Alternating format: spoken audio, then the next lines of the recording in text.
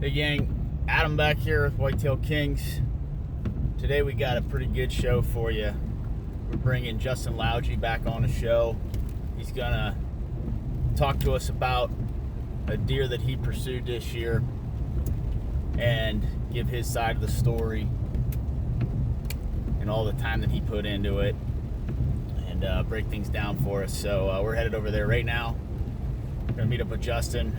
We're going to take side by side and go out to the area that he hunted for this monarch of a deer and get the story from him. So definitely stay tuned, and it's going to be a good one. So we'll see you when we get out to the spot, get set up, and we'll get the story from Justin. Hi, I'm Justin Lougee, out here with Adam Fox doing a YouTube clip about a buck that I hunted this year, and this is my daughter Harper. She decided to tag along today and go in the woods with me and Adam and do some scouting and riding around. So I've been hunting since I've been 12. My dad's been taking me in the woods. He used to literally drop me off in the woods, let me walk up to a rifle tower and drive deer out to me in the summertime when I was 7, 8 years old. My mom kind of threw fits about that, but it's the way I grew up. It's in my blood. It's literally, as Adam can contest, that's all I do is hunt and fish. I love it. My 7-year-old son, he shot his first doe this year with a crossbow, which was pretty cool. So yeah, everybody's on vacation at the beach and I'm out in the woods, so that's what I love to do. Well, we got this lease, I think this is year 11, and my dad has really good property too, but we got this lease about 11 years ago, and it took about 3 years to start seeing, your typical 17-inch, 8-point Pennsylvania buck to actually seeing legitimate 140-inch bucks. And now, I mean, it's a reality, and it's all over. I mean, there's, from the area that we hunt, it's all around here. I mean, you can go spotting and whatnot and see deer all over the place, sharing with neighbors and people like you. It took a while. The first thing we did was find food plots, or, areas to put food plots for, next to bedding areas or whatnot, or between transition areas where they go out to the cornfields before then. That's my favorite thing to do, is hunt clover food plots between a bedding area and a cornfield. They'll always hit that before they go to the cornfield. Well, we got a new piece this year. We're probably going to put about 10 to 15 acres on it, and we probably have, probably another 15 acres on the about 300 acres that we have here. So, well, the biggest thing, obviously, like you just said, is the wind. I mean, I talk to you about that all the time. I hunted the buck I'm about to talk about, Jerry, and the anticipation to hunt that buck was unbelievable. And the whole entire first week of archery season, it was an east wind, and I didn't go within a mile of where I was hunting.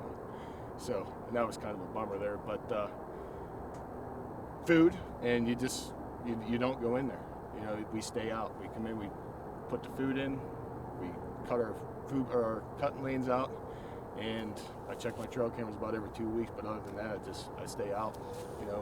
We do our scout as far as we drive around the fields and whatnot, look that way, and let the trail cameras tell the story. Because the more time you put in the woods, you're doing the same thing the neighbor's doing by walking through their property all the time. So Jerry, 2 years ago I saw him first. He was a 10-point. I was sitting in a tree stand, and he came out of the edge of the other side of the cornfield, and he was big. Like, we're talking, go to Iowa on a guided hunt, big then. And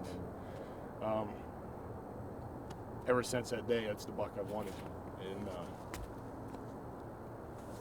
it's been pretty tough, honestly. It's kind of an emotional thing. Like, when I found out that he was dead, and it wasn't by me, I was literally, it's like I lost a family member because I spent so much time hunting. But last year, I had a couple close encounters, and I shot that big 10-point early. So I didn't really even hunt that stand after that. So I really don't know his whole pattern last year. I saw him breeding does a couple times in a neighboring cornfield. After that, we saw him after rifle season spot, and so I knew he was still alive. And this summer, nothing, didn't see him. And then put my trail cameras out in August, and it didn't take me, I sent you the pictures, it didn't take me a couple of weeks, but then there he was. I was like, you gotta be kidding me. And they were real blurry pictures, so everybody's like, oh, is that him, is that Jerry, or whatnot? And it's like, it's gotta be Jerry. The thing was 2 feet wide, at least inside. But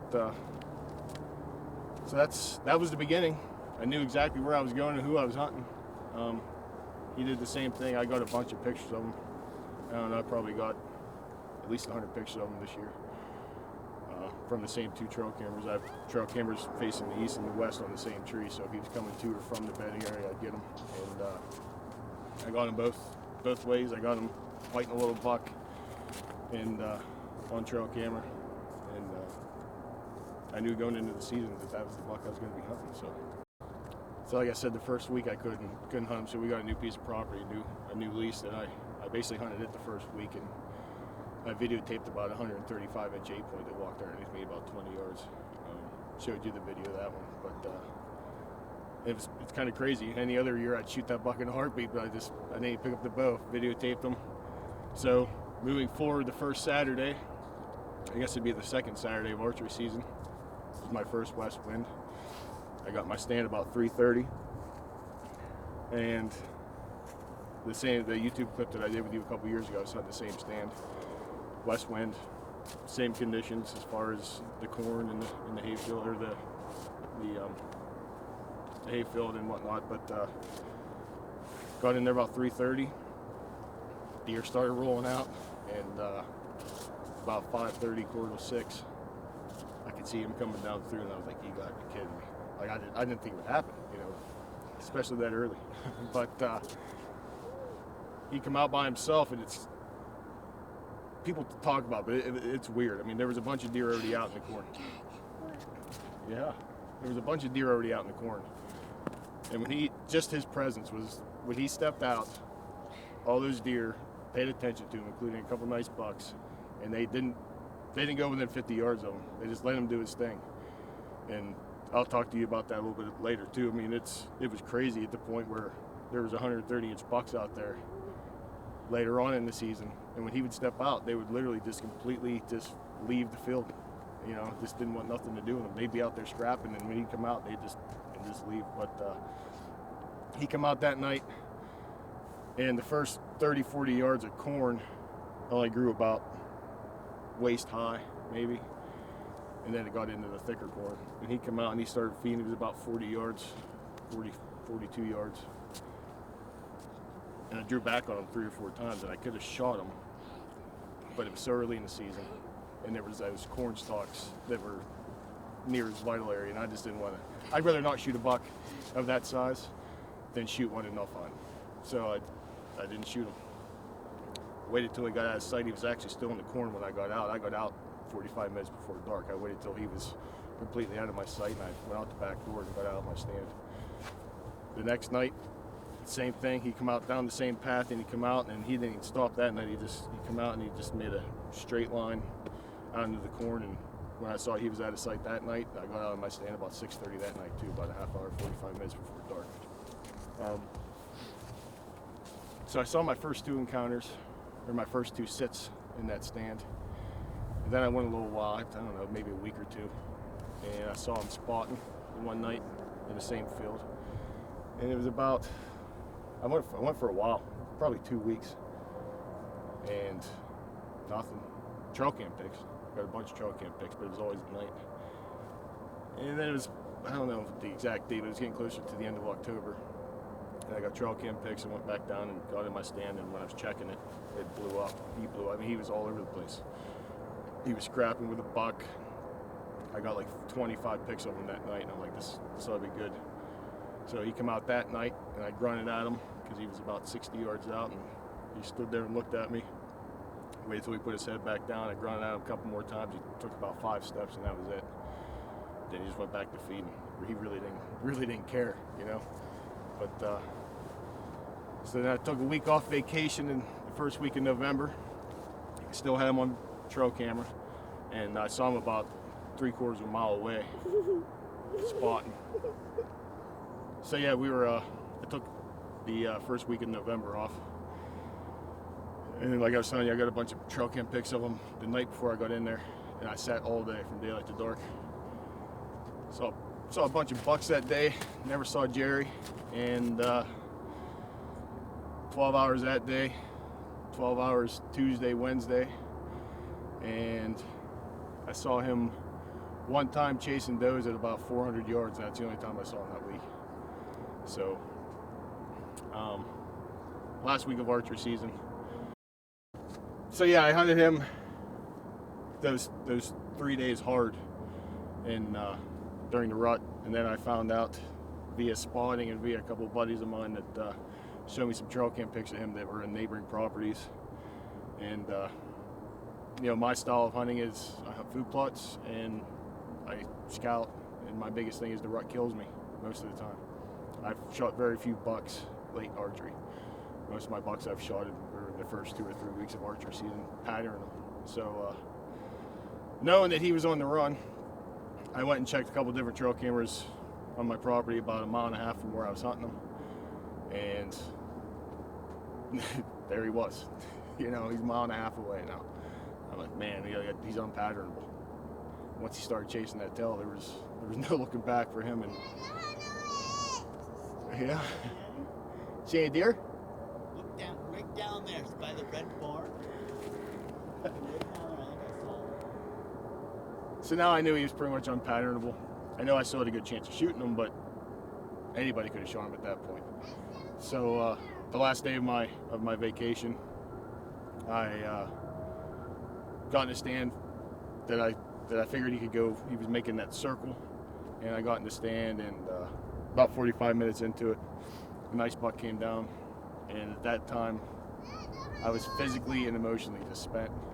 I grunted him in at 20 yards, and I shot him, and that was the end of my 2019 hunting season. So after that, I shot my buck. It was almost like a relief. The emotions that I went through this archery season were unbelievable. I can't explain it. I've never done it before. I'm not sure I'll ever hunt one particular buck ever again. That same week during the rut, I passed up a 11 point that was easy 160, and I could have shot him 5 yards, and it will never happen again. You know, you and I have talked a lot about it, but it's stressful. So when Jerry got killed, we were actually driving around. There's 3 or 4 of us actually. We were looking for deer, just messing around. We all had our bucks, so we had time to kill. And my cousin got a picture of a buck laying in the garage upside down, and first thing I saw, you saw the split G2s. I knew it was him, and that was the best picture I got till about 4 or 5 days later. The guy was actually holding it in his garage, and I knew it was him then. But it's just, I literally was almost in tears when I found out that he was dead, because I spent so much time and commitment to that buck. It was ridiculous. You know, it's crazy. It's tough, and it's hard to explain. Like, literally, like, you just put so much time into something, and then to find out it's over with, you know? Yeah, and I'm happy for that guy that shot. I don't even know him really. Personally, I don't know him, but I don't know his story, but you know, it was tough. It was tough on me. So yeah, so now that Jerry's done and that emotional wreck was over, but going into 2020, my biggest thing this year is shoot one bigger than my big 8. He was 150-inch 8-point, so that's my goal this year, to shoot one bigger than him. I don't know if I'm going to go after one particular buck or not. It's tough. Those guys that do it, they deserve everything they get, because I can tell you what, it is tough to do. So again, 2020, we'll see what happens. You got new property, we got new property, so this ought to be a good time. So thanks for having me.